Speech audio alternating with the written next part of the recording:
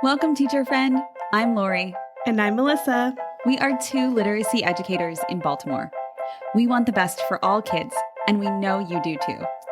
Our district recently adopted a new literacy curriculum, which meant a lot of change for everyone. Lori and I can't wait to keep learning about literacy with you today.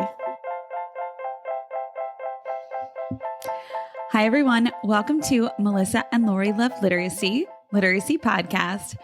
Today, we have a very special guest, and we are so excited for this guest because we are always learning about how to help our English learners. And this guest is going to share challenges facing English learners, how we support these students with literacy instruction aligned to reading science. And I know everyone out there wants to hear this information. So I cannot wait for this. Melissa, I know you're excited. I'm very excited. I've been listening to her on other podcasts, so I'm excited that I get to talk to her now. Yes. I actually am wondering, is there anything that she doesn't do or hasn't done? No, because I don't think so. Oh my gosh. Listen to this. It's stunning. I know. I need to cue you up for this. Go ahead. So our guest today is Elsa Cardenas-Hagan, and she is a bilingual speech-language pathologist, a certified teacher, dyslexia therapist, certified academic language therapist, qualified instructor, and president of the Valley Speech, Language, and Learning Center in Brownsville, Texas, and I'm out of breath already. Author of the fabulous newish book, Literacy Foundations for English Learners, a comprehensive guide to evidence-based instruction, which is fabulous. So it is fabulous. So impressed by that list of amazing things that she's done in her life. Yeah. So Elsa, without further ado, welcome to the podcast. How are you? I'm doing great. Glad to be here. Glad everything's working smoothly so far, but excited to talk about this very important subject. And, I just feel like I've been talking about this for a couple of decades, but now more than ever, we're finding this need for all educators to have this information so that we can really meet the needs of the diverse population of students that we have in our schools today. And so I really want to pass on this message and these wonderful tips and thank you for talking about the book, because the book was really meant to bring research to practice. And I was hoping that also before you become an educator that, professors and universities would use this as one of their courses. And I've written out a whole syllabus, like here's what you do week 1, week 2, week 3, week 4, and it comes with the book. And just, we need to be prepared to meet the needs of these students. Yeah. And I would throw in there a growing population. I mean, when I moved to Baltimore in 2005, there was very few English learners, and maybe just in like 1 or 2 schools had all of our English learner populations. And now every single school in Baltimore has an English learner population. That's right. So increasing number, and also increasing number of other languages. Yes. We know that Spanish is still the most common language. We're getting close to 80%. It's a little under 80%. But, we have Arabic, we have Vietnamese is like 2 and 3, but also we have to think about the current, migration and how the United States has opened its arms to countries that are war-torn. And so we're going to need to be prepared and really try to bring in some evidence-based practices into our classrooms. Yeah. Funny story, when I first started teaching, I taught in New Orleans, and the English learner population there was Vietnamese. And I was so unprepared because, it just felt like such a different language that I didn't even know where to start. Absolutely. But Vietnamese has sounds, and some of those sounds transfer to our language, and we can make connections. All right. This is what I needed to know. That's what I feel like your book shows a lot for me, Elsa, is it shows that I can build confidence as an educator with knowledge that you provided. So I'm really excited to talk about it because I felt like it built my confidence as well as built my knowledge, but it was it's a really great reference. Like I imagine myself in the classroom having students and being like, oh my gosh, I need to reference Elsa's book because I need to know what I'm doing. And I just thought your book did that so well. So I want to say thank you for that before we start, or before we really dig in, I should say. Right. Very important. And that's, I think what you're saying is so important because really, Lori, we have to realize that we may not be, you can't be an expert at everything, but if there's an area that we need to learn about, it's at your fingertips. You can read, you can learn. And then we're lifelong learners, and also our students teach us. That's why I still work with students that have, reading difficulties, because I learn from them as well as them learning from me. But we're lifelong learners, and I think this book really, put it in the hands of our educators and hopefully learn about these evidence-based practices that we need to implement and how it's not that difficult to implement. Yeah, it's very empowering. I felt like when I was reading it, I felt so empowered with knowledge. So I would love to start us off with a really important question, but it's also a really big one. How does the science of reading, quote, science of reading, work for English learners? Right. So I'm so glad you asked that. There's been, questions about that. And I want to say that I've had the privilege to work on national research teams, specifically working with Spanish-speaking English learners. I will say that. I've not worked in big research, large-scale studies with speakers of Arabic or Vietnamese, which are other common languages, but Spanish. And in doing that work and in implementing the science of reading and implementing structured literacy, and I want to just tell you the term structured literacy and where it comes from. In June of 2014 at the International Dyslexia Association, it was really determined that we really don't want to have a very narrow view of reading, of literacy, that we needed to be comprehensive in our approach, and we really needed to get the message out. And through focus groups and leadership, that's how structured literacy, in June of 2014, structured literacy was developed, that term. But what was it to encompass? It was to encompass that language, right, is necessary for reading. And that we have these components of language, the sounds, which we call phonology, the words and their meanings, which we call semantics. Understanding that within words, there's these small meaning units that can be so beneficial for expanding your vocabulary, but also that understanding how words work in a language and how you use it, that syntax, that pragmatics. And every language has its own history, its own culture, its own use.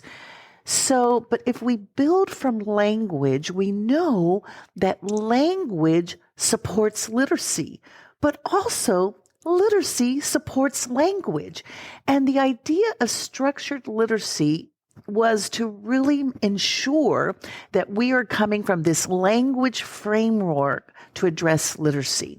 And oftentimes, I think there's a misconception that when we talk about science of reading or that structured literacy instruction, that we're only talking about small parts of the whole picture, that we're only talking about phonological awareness and phonics. And no one should be spending like 90 minutes on phonological awareness and phonics. It's a small part of that whole block of time that our teachers have to implement. Right? And I think that's the misconception. And we never have said that one size fits all. No, we've got to know our student, and we have to know, where are they in this language continuum, and where are they on that literacy continuum? And let's use language for literacy and literacy for language. And so in our studies, we, worked with students in kindergarten, in first grade, in second grade, in third grade, and followed them. And we were able to demonstrate some good results in their reading, their fluency, their comprehension, and their language. That's so funny. I'm so glad you dove in there because when I listened to you on the other podcasts, I was like, she makes this distinction between language and literacy that is probably so obvious to you, right? But I think people use those terms synonymously sometimes, like, oh yeah, language, literacy, it's all the same, all in the same block, you know. But to really like make that distinction and you know, learning the language leading to literacy, Right. is really important. Do you have anything to add? And really, Melissa, and I don't want us to think that this occurs, when we're in kindergarten and first grade and second grade, that it's going to occur sequentially. As we're in those early years of kindergarten and first grade, we're becoming very clearly aware of how the sounds of our language and the words of our language are represented in print and how that print system works. But all the while, we need to also be expanding our listening comprehension, our world knowledge, our background knowledge, our vocabulary. And so really linking. So why are the sounds of the language important? Well, I've got to process the sounds to produce the sounds. And we know then that those sounds, right, when we hear those sounds, we can encode them and map them and put those letters to them and be able to write.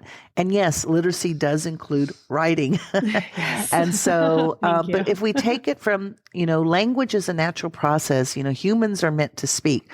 And this whole idea of literacy, it's invented, right?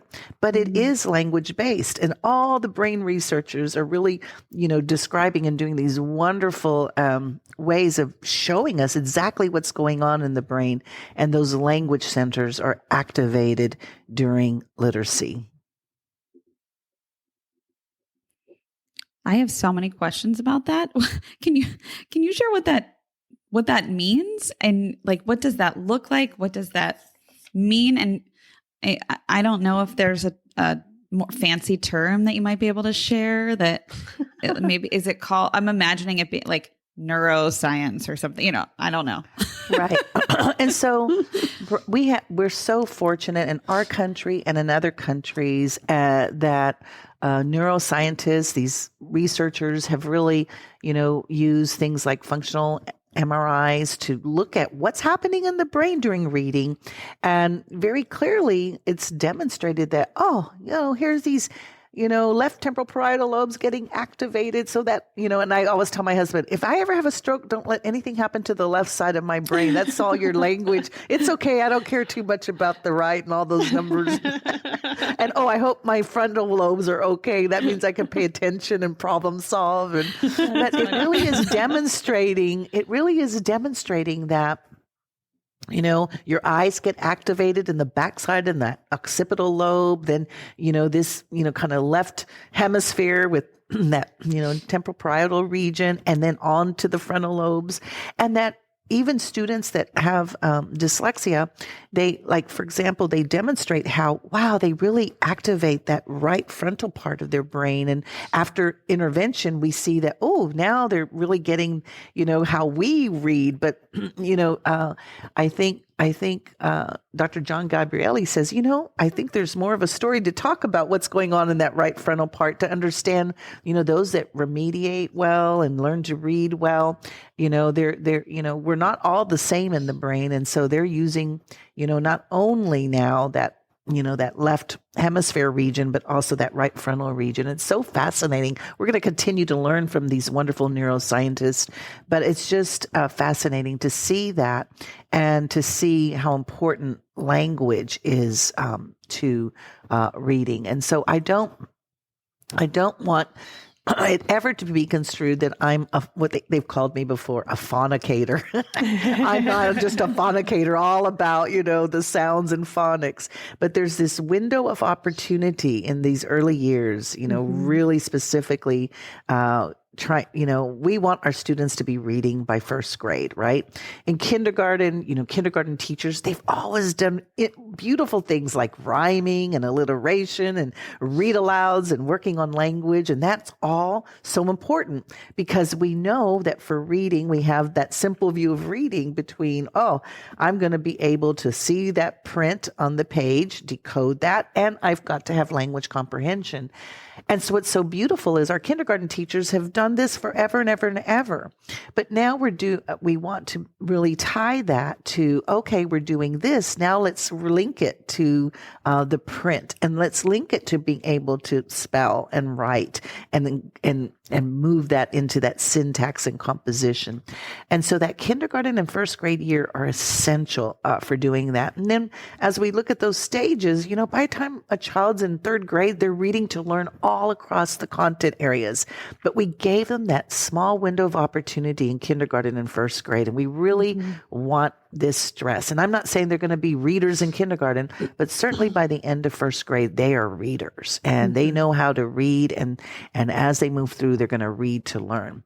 And if students aren't in your, so let's say I'm in third and fourth grade, right? And I've got some students who aren't reading like their peers, then I've got to do some extra work, get them in that small group instruction and differentiate the instruction. Okay, where exactly is the breakdown?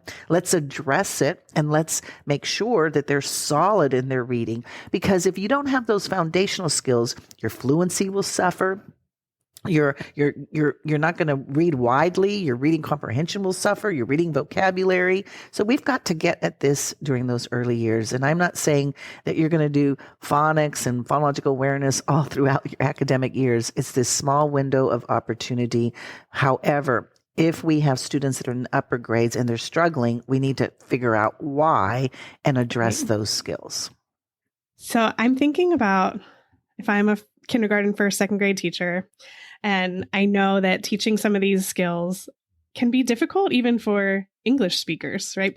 Students that are coming to me speaking English their whole lives and still having trouble connecting the sounds to the words on the page. What is different, challenging? Maybe there's some strengths when you're getting students who are also just learning the English language, right? That they come speaking a different language. So what I want to say about that is it's so difficult when you're learning another language. So I'll just give an example. In the Spanish language, we say there's about 22 sounds. Some will say 24. In the English language, we say 44 sounds. Some will say up to 46. Either way that you look at it, English has double the number of sounds than a Spanish language. And the same is true for Arabic and Vietnamese. English has more sounds than Arabic and Vietnamese, right? However, what's so wonderful and what we want educators out there to be able to understand and to do is to learn. So I have 19 sounds in my home language of Spanish that transfer directly to the English language. So let's capitalize upon I'm an asset because I'm multilingual. So let's capitalize and let's take it from that framework of, they have these sounds. Let's make those sound connections. And some of those sounds are represented, right, by the same print, by the same graphemes, by the same letters. And you said 19 out of 22? 22. So I've got 19 sounds that transfer and I can capitalize upon that. But what is different? What is different, for example, between the languages of Spanish and English? What do you have to teach me explicitly and systematically? Well, in the Spanish language, I only have 5 vowels, so I never really have to think about syllable types and syllable, so I didn't ever have to learn, this is a closed syllable, and that's how you know when to say the short vowel. And, this is an open syllable. It ends in a vowel. That's when you know to say the long. I wish somebody had taught me that. Then I wouldn't have made the mistakes that I made, right? But just understanding you know what? You have these same patterns. You don't have to learn them because your vowels never change. But in the English language, the vowels change. And this is how you're going to know when to say A and when to say ah. When to say O and when to say ah, right? See, I didn't know that. Yeah. And then we also have some similar syllable division patterns. One of the most common ones in English is to have a vowel, consonant, consonant, vowel. And we divide those syllables between the 2 consonants. Same thing happens in the Spanish language. Very common, very common. So, but we don't worry so much about that because the language is so transparent. English, we say, is opaque, kind of fuzzy. We've got all these different, but even in looking at the English language and even looking at, I always say spelling, English spelling is so challenging. But even looking at that, we have spelling patterns that transfer between the languages. So in English, when do I use C? And right? Well, I use C if it's before AOU and a consonant. Same thing, same pattern exists in Spanish. C before AOU and a consonant. All right. Oh, but there's another sound for C. It's the hard sound, well, the soft sound. So we in English say, oh, whenever C is before E or I or Y, that's when you'll say that soft sound, S. Same thing is true in Spanish. C before E or I. We don't have it before Y. But so it's making those connections and celebrating that the students already have that. So when a student has native language literacy, right? When I had that home language of Spanish literacy, that supports that English literacy, right? And this bilingual brain, this multilingual brain, it's an asset. And it's a cognitive asset. And so let's keep, I would love in our country for us to minimally achieve biliteracy. I just got back from, traveling abroad, and, you see these countries where they end up graduating proficient in 3 and even 4 languages. Wouldn't that be wonderful if minimally in the United States we could proficient in 2? What a cognitive advantage. But for us teaching, depending on the context, so sometimes students, it would be wonderful for them to be in a dual language program. Then we could be like really making those connections and working through this, right, simultaneously. But most children in our country are not in dual language programs. They're more like in English as a second language. And so we have to make that distinction. But no matter if you're in English as a second language or in dual language or in a bilingual program where, it's moving from native home language to second language, the principles apply. The principles apply of, these skills are important. Phonological awareness and phonics to lead to fluency. And we have to be working all the while on oral language and vocabulary and thinking about being strategic in our reading through understanding the different text structures and how to be active strategic readers and being exposed to all kinds of genre, right? So that's so important. But we do need to make the distinction. What is the context for the students that we're serving? Are they in a dual language program? Are they in a bilingual program of early exit or late exit? Are they in a program where it's really English as a second language? That's a good point. And Elsa, to your earlier point, drawing on students' strengths is so important. That's what really struck me as I read the book. And I'm going to call out chapter 4 because that chapter, it's basically what you just verbalized, but it taught me so much. If you're a teacher listening to this right now, chapter 4 is gold. I imagine myself, I just want to share as I was reading chapter 4, and you basically articulated there's certain, the letters and sounds, and here's what's similar and here's what's different about different languages. And I was remembering when I was taught 5th grade and I had a student walk in who only spoke Mandarin, and 5th grade. So I feel like there's like a part 2 to the question that Melissa asked. Melissa asked the question about kindergarten and 1st grade students where they're all kind of acquiring that phonemic awareness, phonics, the foundational skills in that band. But when I was teaching 5th grade, many of my students had already acquired those skills. And so this student was coming in, and if I had had this as a resource, I think I would have been able to support him with filling in the gaps and seeing where the language is connected.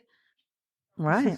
So had you known, Lori, well, Cantonese has 19 consonants, 11 vowels, right? And has some diphthongs and some syllable structures. And, they have that, a consonant vowel consonant pattern, etc. That would have helped you.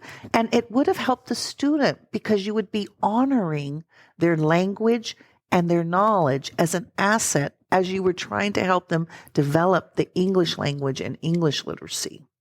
Yes. And it's walking the talk, not, you know what I'm saying? We talk about it. Oh, yes, it's an asset. Oh, yes, they have strengths. Oh, yes, there's similarity and differences. But what we tried to do in the book is really show this is how you do that work. This is what you need to know to really make sure that you're capitalizing upon what they already know.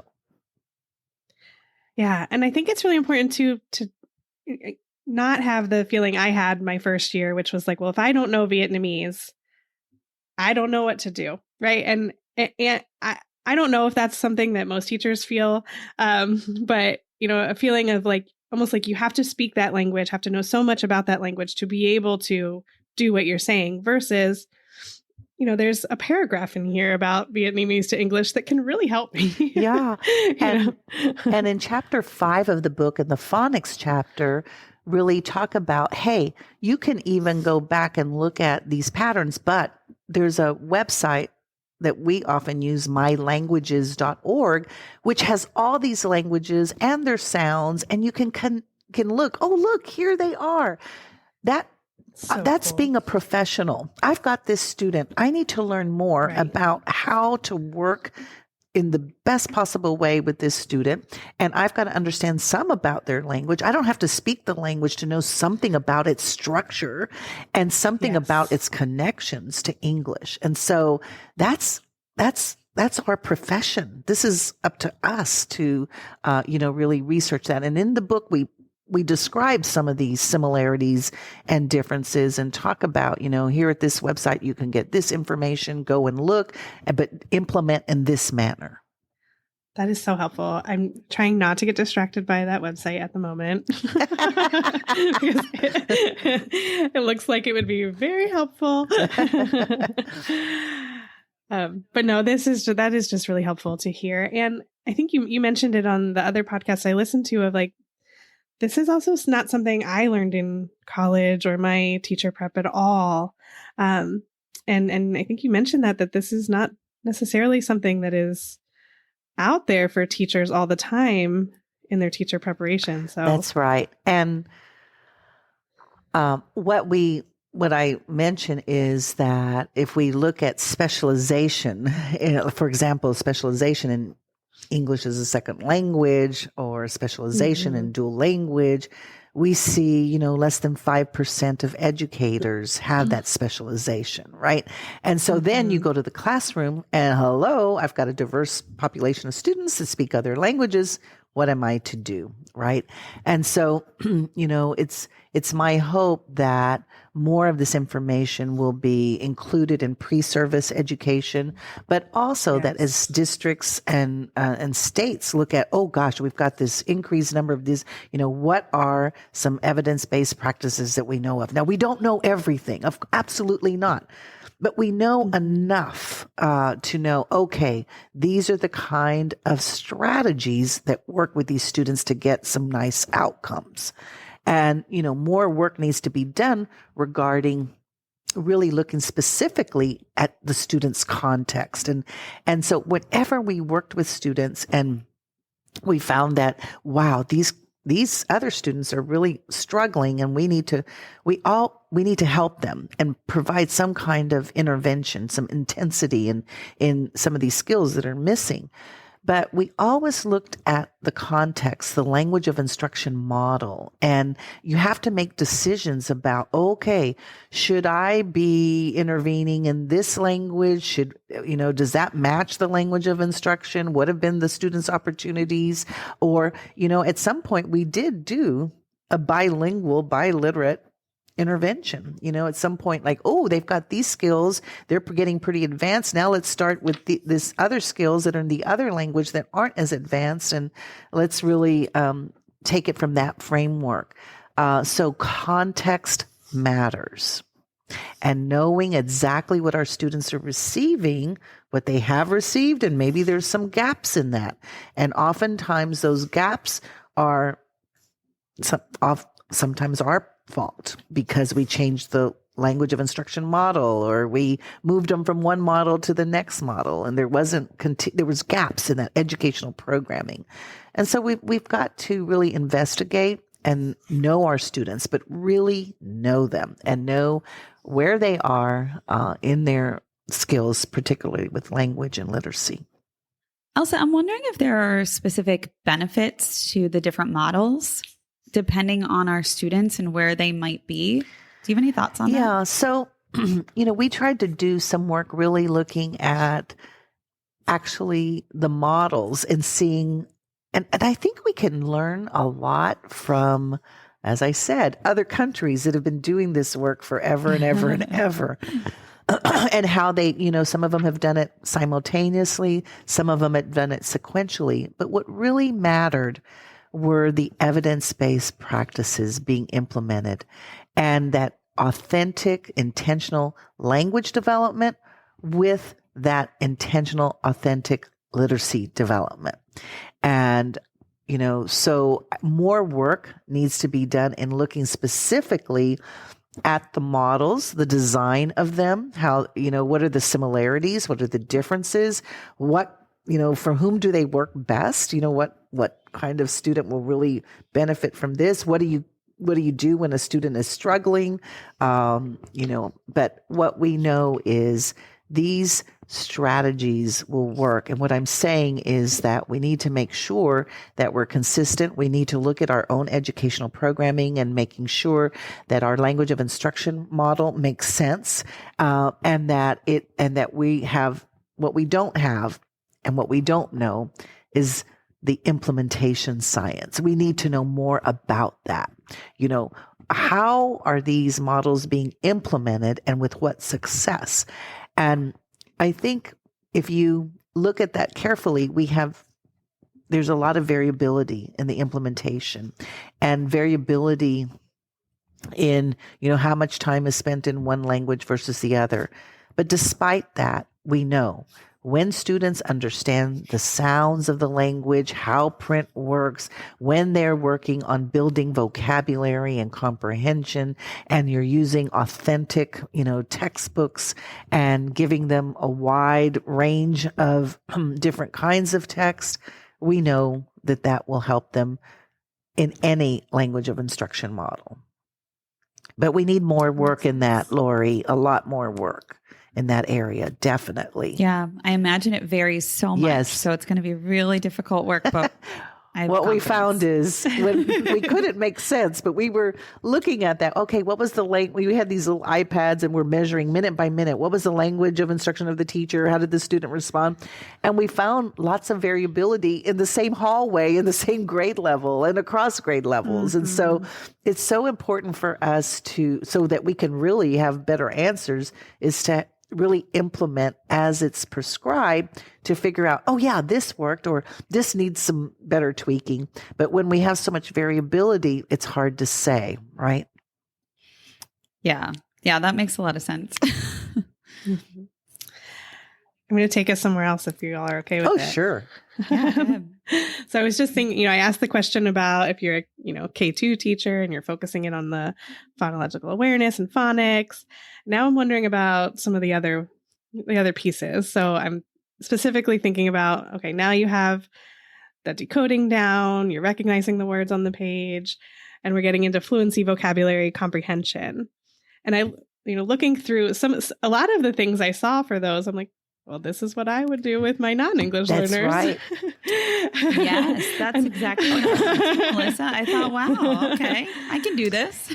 I'm wondering, Elsa, if you can talk a bit about that, right? Like, what are some things that are like, yes, like this is, you should keep doing it, but also maybe some maybe you do it slightly differently if they are English learners. We know that this diverse population of students needs to always be expanding their vocabulary. All students, by the way, all students, monolingual English speakers need to be developing their vocabulary. And you mentioned some great strategies. And so some effective word learning strategies for students who are English learners are what we call cognate awareness. And that a cognate is a word that is similar in spelling and meaning.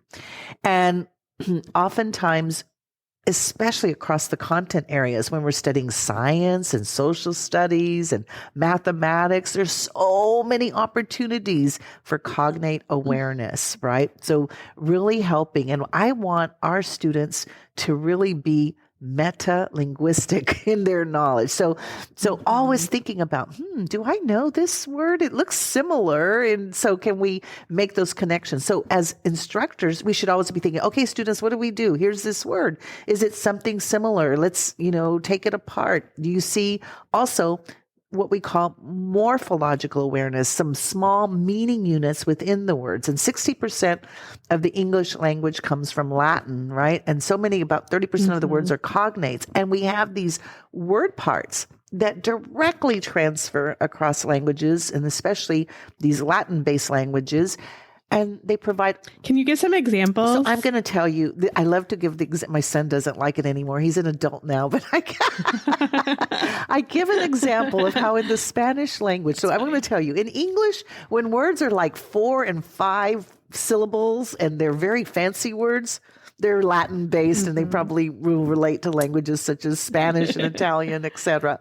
And so one day, that's a great tip. So those 4 or 5 syllable words are probably Latin based. And one day my son, he says, he was in high school and he says, "Mom, what does the word placate mean?" And I turned to him and I go, "Cuando mami te dice aplácate." And what I was saying was, every time mom tells you to calm down, we say placate, aplácate, right? So we use fancy words in our language that are very common basic words that are advanced words in English, but nobody knows to make those connections. Another one, then he says, "Ay, qué fácil." What he was saying, how easy. We use facile, F-A-C-I-L-E. You use the word easy. We use facile, F-A-C-I-L-E, but in Spanish, we don't have the E, F-A-C-I-L, fácil. So I just want to say that we use those fancy words that are high-level vocabulary words of English. But even my son, he didn't make the connection, and I thought I had taught him about that. And I'm like, remember, think about your home language. So the same thing for our students, right? So when they're coming across the words, let's use those 2 word learning strategies. Is it a word that looks similar in spelling? And is it similar in meaning? Because, by the way, there's enough of them to where we have a dictionary called a dictionary of false cognates. So one of the worst ones is the word embarrassed, right? So some will think, in Spanish, that's embarazada. No, that means pregnant. So it doesn't work. Or pie, No, P-I. That would be P-I-E looks similar. In Spanish, we say pie. In English, you say pie. In English, it's a dessert. In Spanish, it's your foot. So be careful of those. But when they work, when they're similar in spelling and the meaning, that's wonderful for our students. But looking at those word parts, and also, what does that give you? I think about how those word parts can help you build words, right? So, I use the example of port, right? And transport, transporte, transportar, right? And so these words, right? Portable, right? Portátil. All of these words, here was that root of port, and I can use it in all these ways in English and all these ways in the language of Spanish. So it's making the connections, but they also change in, I'm using it as a noun. I'm using it as a verb. I'm using this as, it becomes an adverb. It becomes an adjective. So there you're getting in some even syntax knowledge. And I think about those morphemes as not only developing our vocabulary, but I'm a spelling geek, right? So I watch the spelling bee, the National Spelling Bee, and you look at those spelling bee champs, and what do they ask the moderator? Can you say the word? Processing the sounds. Can you tell me the origin of the word? Through the origin, they know, how's it going to be represented, right? If it's Greek, it'll be PH for that F sound, right? And then they say, can you use it in a sentence? That's your pragmatics. That's your syntax. What's the part of speech? Oh, all right. And so what they're doing is they're going through all those stages of spelling development. And one of the last stages is that morphology and morphological awareness, and how that helps and informs not only vocabulary, but also spelling. And so it's just so fascinating to watch. But thinking about, all right, so, and what did I say? Semantics and morphology are components of language. And some of the best word learning strategies for these students include cognitive awareness and morphological awareness. And it includes using these strategies across all the content areas so that it's authentic in, okay, we're talking about this subject. As we're reading and learning, here are these words. Anything looks similar here? Can we build from there? Because what I say is every teacher must be a language teacher and a literacy teacher. And I don't care if you're teaching science or social studies or mathematics.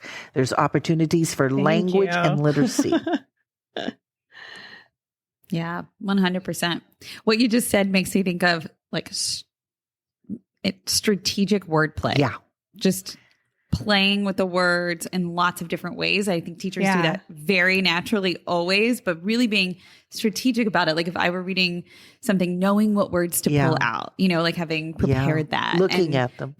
Getting the class really excited to play with those words and having some examples. And Lori, when you describe that, guess what you're teaching your students? You're teaching them by using those routines, those word plays. And I think we have some examples about how to do that in the book. But when you do that, Lori, you are teaching the students to then become independent in that and really say, oh, you know what? This can change from a noun to a verb to an adjective by adding and changing these word parts and these morphemes. And you're teaching them a strategy to help I hope that they become what I call metamorphological, right? So understanding that, I can do this across languages, right? And, but it's really teaching them a routine that they can use as they come across these words. It's a strategy, right? Mm-hmm. Yeah. And I was also say just like staying curious and like teaching them to be curious about language, because when you were talking, I was like, I know the word mal, I'm probably saying it wrong, but M-A-L in Spanish. And then I was like, well, that like connects to like malpractice, right? Like the prefix. I'm like, and I'm like Googling it, like, does that actually connect? Let me look it up. and I just think that like also just building that in students too, because we don't know it all. Yeah. None of us know. And I will all share of these meanings and all of Melissa. I will share a story with you. And this person is my dear friend now, but when we were first starting in this work, and I love morphological awareness and vocabulary and cognates, and I was saying that even in young students, we can do this work, like in first grade, second grade, third grade, what have you, and the response of the senior researcher, which I was, kind of new to the team, said, oh, no, that's not developmentally appropriate. And I go, but young kids love to learn that. They love having these fancy words and knowing words that no one thinks they will and learning how to build words. And so finally, in the end, we did that work. And as we saw how much the vocabulary improved by the end of the, school year, and we continued the studies, that person said, I apologize, Elsa. You were right. Even younger students can do that work. And I give the example of my grandson. He had come to a restaurant. He calls me ama, and I love that because it means love, right? And in some other languages, it means grandmother. Aww. But he says, look, I have a visor. Right. And I said, oh, okay. Do you know why it's called a visor? This is me. And he's like, no, why? He was 4 at the time. And I go, because it has V-I-S, viz, and or means the thing that. So this visor is the thing that helps you to see. And do you remember you went to go visit your great grandpa in the hospital? You were the visitor, the person who went to see him. Right. And then he says, oh, Amma. And Harry Potter has an invisible cloak. When Harry wears it, you cannot see him. And I said, and what does Amma wear? He goes, what does she wear? Glasses. To help what? Her vision. Right. The glasses helps me so I can see. So right there in a conversation, it was visor, visit, visitor, vision. And he came up with invisible, 4 years of age. And the school would say, cool. We're always wanting to listen to little Andrew. And he's in a dual language program. And I'm like, and look at that, right? Visita, right? And invisible, so cool. Right? So all those words also could turn into cognates. And so they go, and I said, all children can do this work if you do it in fun and interesting ways. you teach, I mean, Lori, you were talking about playing with words. You're teaching them to love language and to love words and to love learning. Yeah. And that's what we want to inspire and imagine those possibilities for our students. And I want to say, when we're doing some of this work, like in first grade, these students, their vocabulary levels, I mean, the district could not believe it. They were like at upper elementary grade level vocabulary. They in their achievement testing, they did beautifully, and they said, what are y'all doing in there? And this is what we were doing, and everybody could do this. It's so much fun, and the kids love it. But the other thing, you mentioned about being a fourth grade, fifth grade, what have you, and getting on into middle school, and we really get into very specific vocabulary.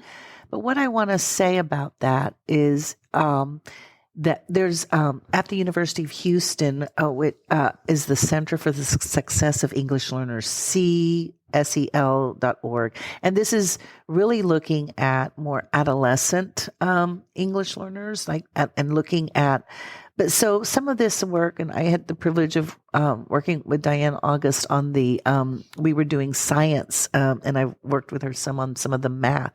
And what's really been so awesome is really teaching our educators how, when you're teaching science, when you're teaching social studies, Sharon Vaughn and her team at UT Austin have been doing social studies. Everyone is really working on how you do this in the content areas explicitly, systematically, making them metalinguistic, metacognitive, and really still getting to the gist of understanding. And so what we found is the students increase their content knowledge, but also they increase, that language and literacy. And so that's important. So this work, fortunately, is continuing with this center under the direction of David Francis as what we call PI, principal investigator. And so that will be really so much fun and it's just getting off the ground, but so much fun to watch that as we learn. Like I said, we have so much to still learn, but I love that we can do this, and the opportunities for vocabulary and comprehension really can occur across all the content areas. So we need to see ourselves as language, literacy, and content area teachers. I think that is just such an important statement. And I was always a secondary teacher where we very much like to stay in our lane of content. And I think that's true. I hope that people listening to this know that's true for all grade levels, not just at the lower grades where they might teach more than one We actually brought in books, related to the science concepts, and did some read alouds even. I mean, just to really extend that opportunity. You're learning about this, but did you know about this book? And let's see what they say here about this particular subject or concept. Yeah, because they are learning so much language and knowledge from these content areas. Absolutely. So that's really neat. So we're excited about what that future holds. Absolutely. Awesome. Before we start wrapping up, Elsa, is there anything else from your book, specific strategies that you just want to make sure our listeners hear? Some of the things that I want to make sure of is that that we're always connecting language, right, to that reading, to that spelling, to that writing. And one of the things that we see is oftentimes, as we're on this research project right now called a model demonstration for dyslexia. And what we worked on this past year and was really looking at the core instruction. And what we want to see is, we don't want to see things so like that this work is done in isolation, so that, here's my phonological awareness program. Oh, here's my phonics program. Oh, now I'm going to do my reading and writing. Sure. Here's my writing program. Here's my language program. No, that as we're building and working on sounds and the language and the vocabulary, we're working and connecting that to the reading, the writing, the spelling, the syntax, so that it's integrated, but that it is still in an explicit and systematic, well thought out, well planned model. I'm a speech and language pathologist, right? So I work with children that have language and reading and learning disabilities. And so I can do even through fun read alouds or through activities, when I work with them, I already have the targets in mind.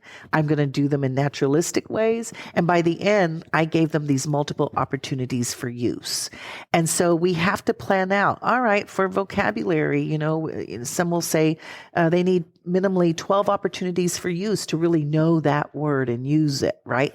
How many opportunities did you create? And by the way, here's a word, writing it in a sentence and looking it up in the dictionary. And that's not an effective practice, right? We have to create the authentic use of these words and relate it to what they're learning. Yes. And so really understanding how is my lesson designed? How am I going to make those connections, and can I do that in a manner that's very naturalistic and not so isolated and not connected? We have to have that interconnectedness. And that's one of the things, that's what I fussed about all this year. And so that's what we worked on, really that And I said, you know what? And these schedules don't make any sense to me because sometimes even your schedule's ridiculous. And so, no. And it's because at one point they were saying, well, we don't have time for writing. So writing will be done after school. I'm like, no, writing is integrated with everything that we do. And so we made some nice, just kind of shifting, like a little paradigm shift in how you do this work. Yeah. I think it's so important to say that what you gave as an example earlier with your grandson, right? That vision and that whole conversation, that is an example of an authentic strategic way to play with language. And that can be integrated, but you connected to his schema that he had. So he knew, that he was asking about a visor, and then you connected to other things. Like his experiences, he pulled Harry Potter out, right? Which was pretty cool. His experiences. Yes. And exactly. And we can do that as educators within the texts that we're reading, within the day, and within what's going on for our students. So I just think that's so important that you did it. That is a great example to share because he had some schema to connect to. Mm-hmm. And that's really important when we're talking about an integrated approach. Right. So we really, and we really want our students to always be developing their language as they're developing their literacy. And then we're going to set them free. When you have literacy, you are set free and you can reach your dreams. So let's do this work. We can do this. Yes. Mic drop moment right there. But you're right. We absolutely can. And you are starting to help give us tools to do that in this amazing book. So thank you for reading and learning and sharing and giving us this platform to really share what we've learned all through these years. And I'm always about research to practice, making it practical. And believe you me, I'm still a practitioner and still working, with students. And I will never give that up because I learned from them. And so really implementing, I'm not going to tell you to do something that I'm not doing myself. So remember, we're going to, we're going to walk that talk, right? So I think that's so important. But these children, they need us, and we need to be informed and highly qualified to meet their needs. And we can do this work. Absolutely. Yeah. I feel like after reading your book, after having this conversation, after listening to you on other podcasts, it just feels so much more manageable. I feel like if I would not be stressed if an English learner walked into my classroom, or, I would feel like I had more tools than I had when I was teaching that 5th grade class. And I think that is the most important thing, that we're you said in the beginning, right? We're continuously learning and growing.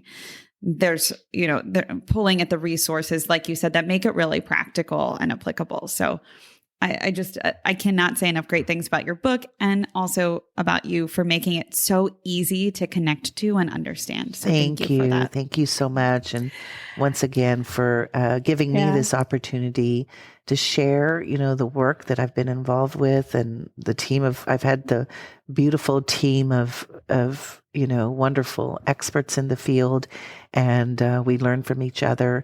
And we want to really make this available and practical, and just really showing you can do this work and it's not that difficult. But let's do the extra things, the extra practices that we need that are, evidence-based, and be prepared. Be a prepared instructor.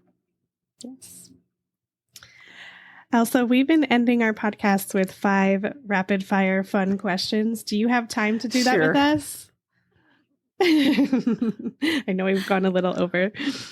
All right, Lori, do you want to start us off? I will.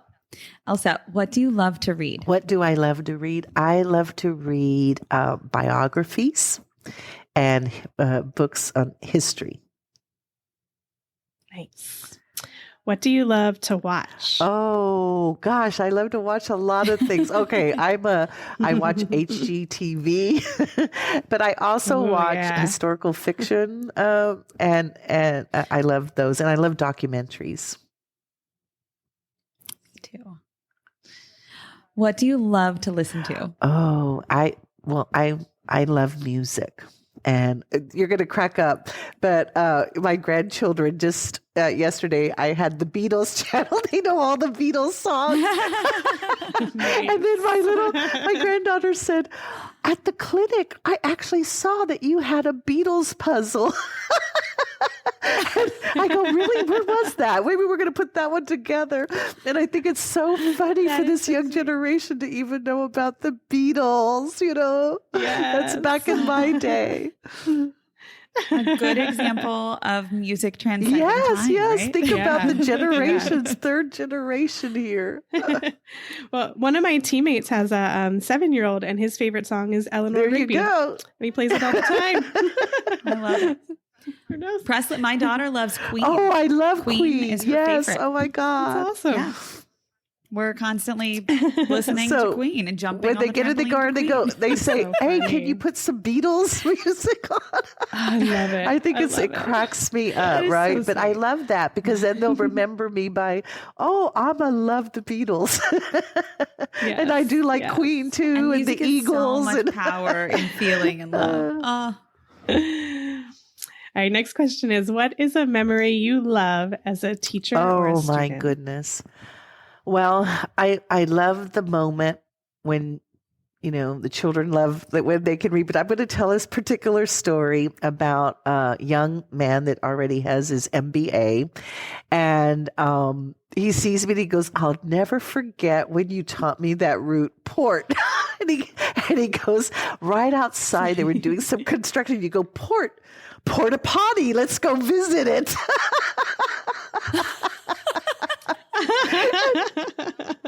I bet the smell had a lasting he never effect. forgot that, and he never forgot it.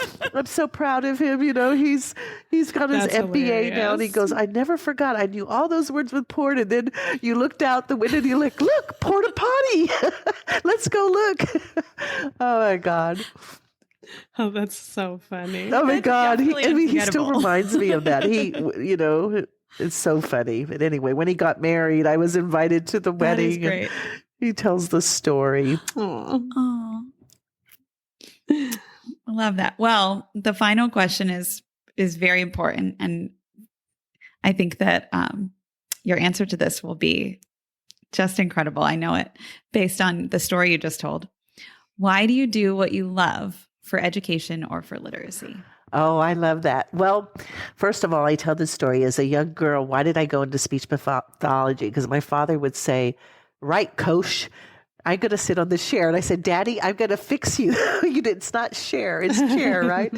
But then I really developed a love of language, and I wanted to learn about my language more and my culture. And I studied linguistics, and I studied language, and became a speech pathologist. And I went to other countries to study the same and to learn about their languages and their culture and their linguistics. And it was all for my personal use, for myself.